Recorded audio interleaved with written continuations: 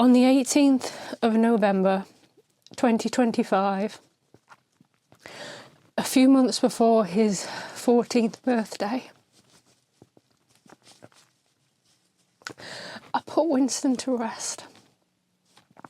Now, today is the 26th of November, and you're probably not going to see this video until December.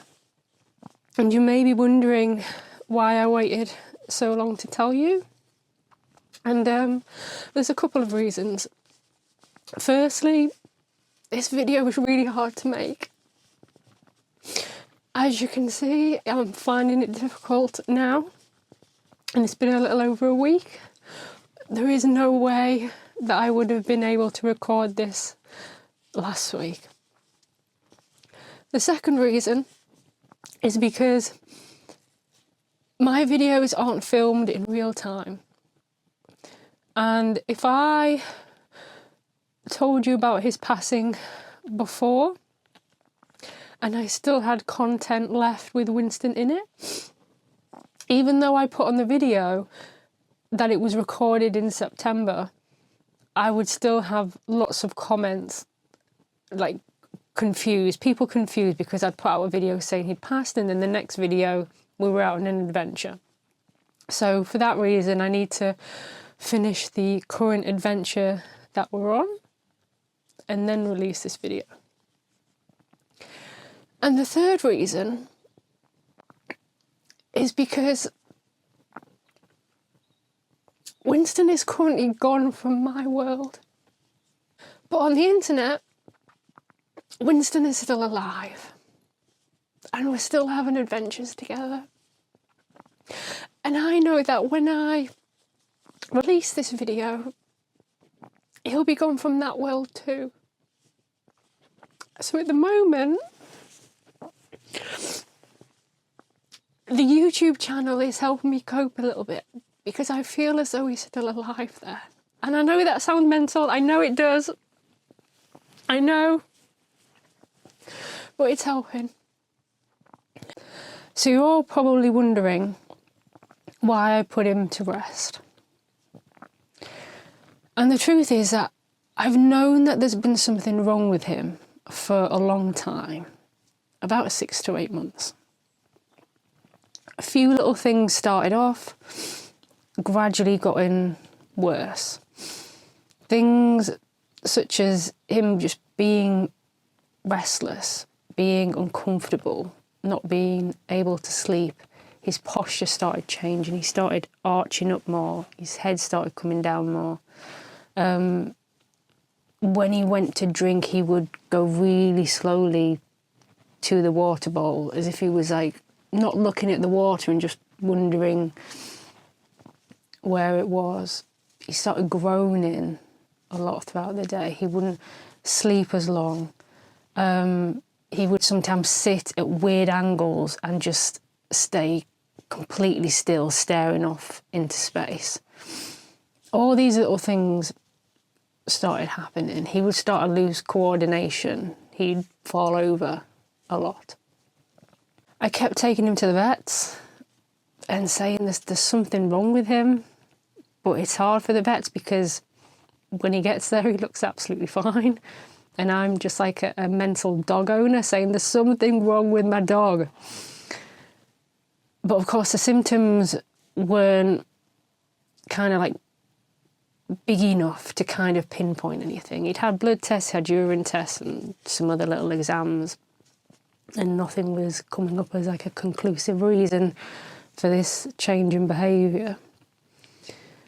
But things did start getting worse, and he ended up being more uncomfortable, and we ended up putting his pain meds up, we ended up changing his pain meds, we ended up trying to lay them in different ways to try to make him more comfortable. And then the last weekend with him was really tough. He was really, really unsettled. He was groaning all the time. And then he managed to get to sleep, and he was asleep underneath my desk, only for about 10 or 15 minutes. And then he yelped. I don't know exactly what, but he yelped and he got up really quickly and he tried to kind of run, but he couldn't coordinate his limbs and he ended up crashing into the radiator. I managed to steady him and I grabbed my phone because I wanted to video it for the vet. Right. Yeah. Okay. It's alright. It's alright. Alright. Yeah. It's okay. Yeah, you're alright. You're okay. It's okay. Okay. I know. It's alright, it's alright. There, good boy, there, good boy, see? Okay. Hey, you're shaking. It's okay. It's okay. Hey, do you want to lie down? Oh, he's a good boy. There you go. It's alright. Now, after him having such an uncomfortable weekend, and then this episode, I kind of knew it was time. And I had a vet appointment the next morning. So I spent the night with him. We slept downstairs together on the duvet. As I slept, we didn't actually sleep. He was up and down, and obviously I couldn't sleep because I knew what was going to happen. The next morning I took him to the vets. And I spoke to the vet and I showed her several videos. And she came to the same conclusion I did, that it was probably more degeneration of his spine.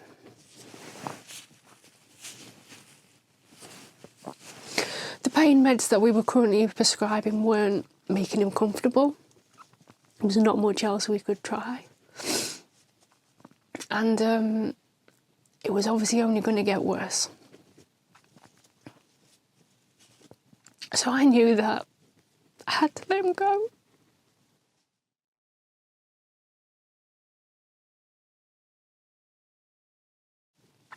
The vet came and gave him the first injection, which is like a sedative. And she laid a blanket on the floor. And she left the room and she left us for a few minutes. And I was just talking to him and stroking him, and he curled up and went to sleep on this blanket. And then the vet came back in. And I looked at him asleep on this blanket.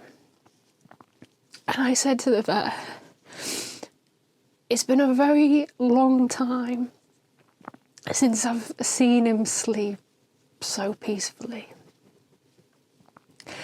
And I kind of knew then it was the right decision. We picked him up in the blanket and put him on the table.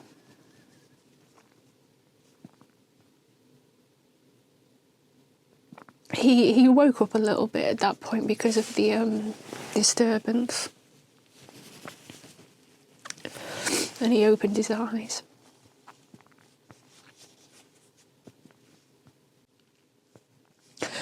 She gave him the final injection. And I was just stood. I was stood in front of him. I was looking at him. I was talking to him. I was stroking him. I was right by his head. And I was just telling him how much of a good boy he was. And how much I loved him. The vet left us for a couple of minutes. And it was weird because, I knew he was gone. But I was stroking him and I was talking to him still, and I felt as though he was still here. And then the vet came back in, and I knew that it was my time to go.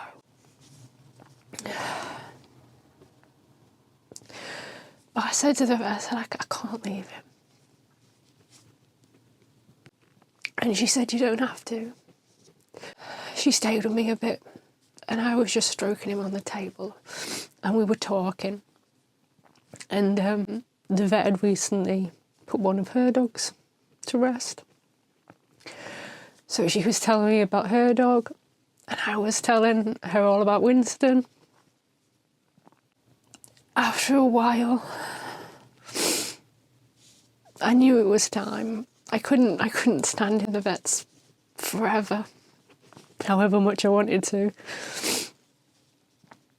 And I leaned over and I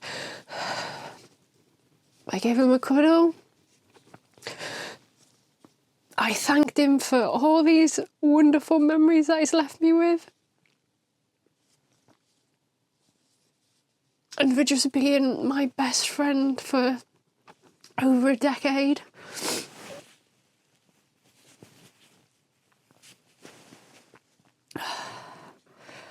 And then I just said, I kissed him on the head. And I said, I love you. Goodbye, Fuzzy. And then I walked out. And I left him on the table.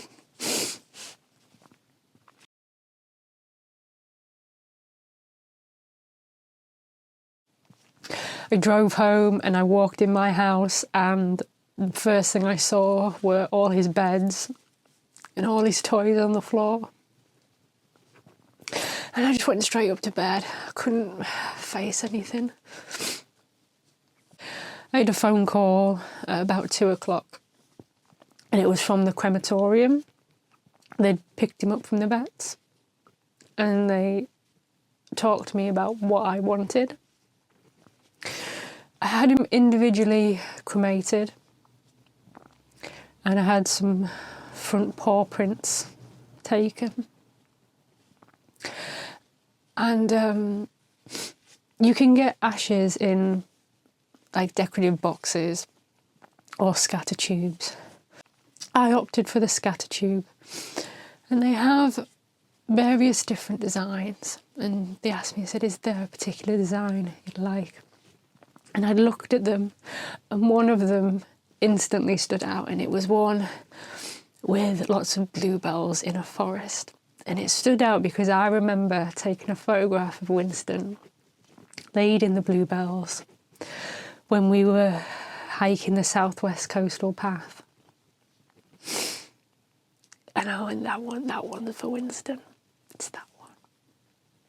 He was cremated the same day, about 4 p.m. in the afternoon.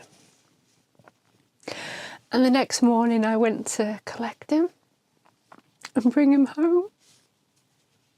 And I know this sounds crazy, but I felt better as soon as I had his ashes back. I don't know what it was, but I felt better. And I am a bit of a crazy person because I'm talking to these ashes every day. I talk to them as if Winston's still in the room with me. And even crazier, I take these ashes into my garden first thing in the morning and last thing at night. I have not been able to stop doing that yet. And I know it's crazy, but it's helping me cope. Because the first thing I did in the morning was Winston and I went out into the garden so he could go to the toilet. And we did the same thing at night. And I do the same thing now, but I carry his ashes out. And I know it's mental, I know it is. But it's how I'm coping. I've also bought him a tree. I bought him a Malus Royal Beauty, which is a type of crabapple tree. And I remember crabapple from when we went and we camped at Forest Fields, and there's actually a vlog where there's loads of apples on the floor, and I'm like, what are these apples? And Winston comes running over, looking at them. He's not interested in them. He's just wanting to see what I've got. So, got a malice crabapple tree. It's already as tall as I am, but it's just a bit of a twig at the moment because it's winter, so all the leaves, there's no leaves on it. It's a bare tree. But come spring, it will be filled with loads of pink blossom. And then the leaves come, and then berries come in autumn. Oh, like little tiny apples. You can't eat the fruit off this tree, but little apples come in autumn, and they'll be for like the birds or something. And then it sheds its leaves again in winter. And I've commissioned. I've got somebody building me a very large pot to put it in, because if I ever move, this tree is not staying. This tree is going wherever I go to. So if I move house, I want to be able to take it with me.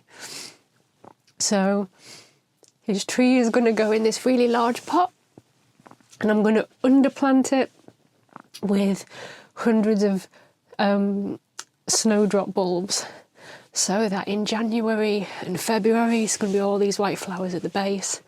And then come springtime, the tree will then start blossoming. And the last thing I ordered is I got a plaque done.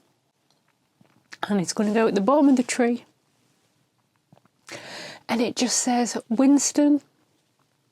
And then in little speech bubbles, it says, "Oh, what adventures we had."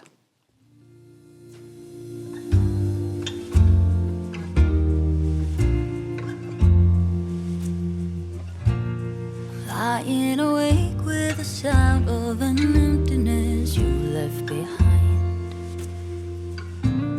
Trying to sleep, but the silence is haunting this room every night. Oh, I wish the sun would rise and see the clouds pass by. I didn't want to say goodbye to you, but you're gone.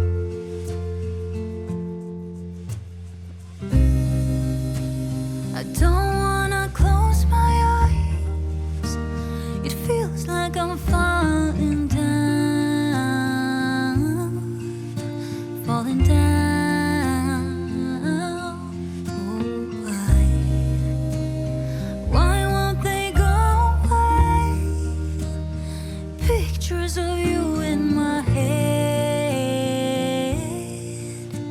The way you left broke my heart.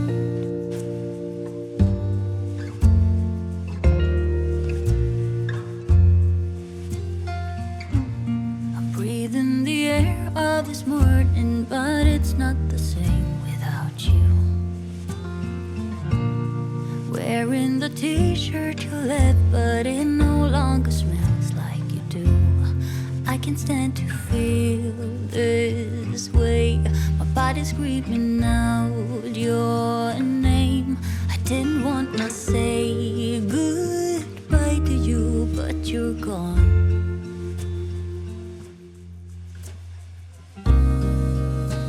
I don't wanna close my eyes. It feels like I'm falling down, falling down.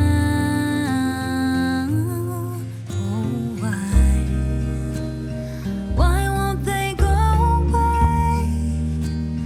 Pictures of you in my head. The way you left broke my heart. You were the only constant in my life. And even though we've shared so many moments, it will never be enough. You made me a better person. You made me softer, more patient, and more grateful for the smallest joys. Thank you for every step that we walked together, and I know that someday our adventures will continue. But until then, I'll carry you with me. I don't wanna